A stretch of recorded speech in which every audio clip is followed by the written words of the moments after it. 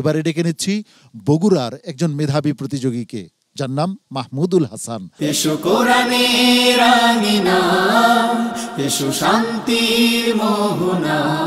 আসসালামু আলাইকুম ওয়া রাহমাতুল্লাহি ওয়া বারাকাতুহু। ওয়া আলাইকুম আসসালাম ওয়া রাহমাতুল্লাহি ওয়া বারাকাতুহু। আউযু বিল্লাহি মিনাশ শাইতানির রাজীম।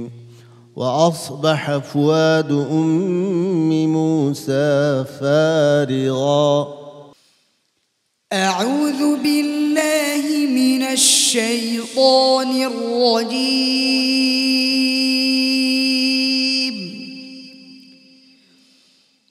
بسم الله الرحمن الرحيم.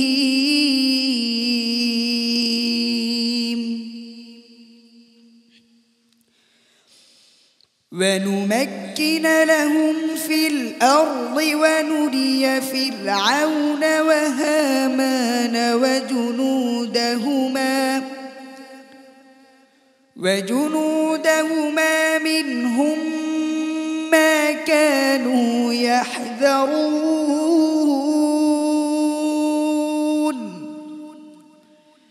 وأوحينا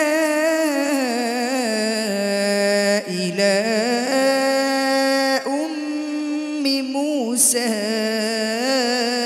أن أرضعيه، فإذا خفت عليه فألقيه في اليم ولا تخافي ولا تحزني إنا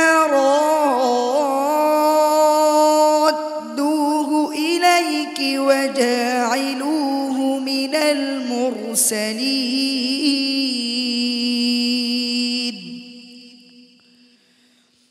فالتقطه آل فرعون ليكون لهم عدوا وحزنا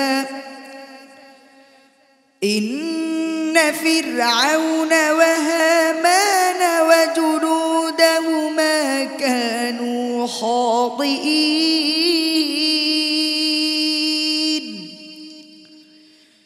وقالت امرأة فرعون قرة عين لي ولك. وقالت امرأة فرعون قرة عين لي ولك لا تقتلوه عسى أن ينفعنا أو نتخذه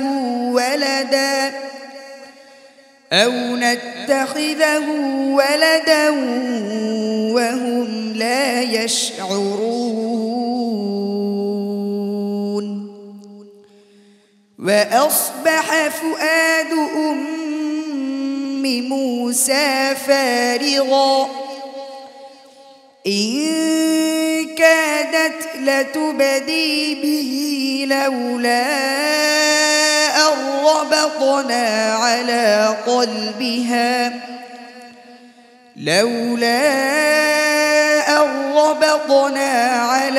قلبها لتكون من المؤمنين. حسبك. صدق الله مولانا العظيم. জেনে আসি ওস্তাদজির কাছ থেকে। ওস্তাদজি মাহমুদুল হাসান কেমন করলো? খুব সুন্দর তেলাওয়াত করেছে, তবে একটি জায়গায় একটু মিস্টেক হয়ে যেতেছিল, সংকেত দেওয়ার সাথে সাথে আবার সে ফিরে আসছে, আলহামদুলিল্লাহ। আর মাহমুদুল হাসানের প্রত্যেকটি আয়াতের শেষে যে মধ্যে আরজিগুলি বেশি লম্বা হয়ে যায়, হদর অবস্থায় এত লম্বা করা ঠিক না। আর ইখফার গুন্ডাগুলি এদগামের মতন হয়ে যায়, কুনতুম তো এদগামের মতো হয়ে যায়, সতর্ক থাকতে হবে। ঠিক আছে, জি ইনশাল্লাহ। হাফেজ মাওলানা আবু ইউসুফ। আসলে আমি ওস্তাদজির সাথে একমত। আমি তেলাওয়াতের সময় আমাদের সম্মানিত বিচারকদের সাথে বলতেছিলাম যে তার যে ফিনিশিং এবং শেষের আয়াতগুলোর বিষয়ে, তো আসলে পরামর্শ তোমাদেরকে দেওয়া হয় প্রতিদিন, তোমরা কতটুকু আমল করো আমি জানি না, এগিয়ে যাও। সম্মানিত অতিথি, জনাব আব্দুল মালেক মোহাম্মদ। তেলাওয়াত সুন্দর হয়েছে, কণ্ঠটা একটু সমস্যা। ইনশাআল্লাহ আল্লাহ রাব্বুল আলামিন এটা ভালো করে দেবেন সেই আশায় রাখছি। দেখা যাক ফলাফল কি আসে। তোমার জন্য অনেক দোয়া এবং ভালোবাসা রইল। আসসালামু আলাইকুম ওয়া রাহমাতুল্লাহি ওয়া বারাকাতুহু। এ পথে আমাদের আহ্বান, জীবনকে করো মহিয়া, পিএইচপি কোরআনের আলো।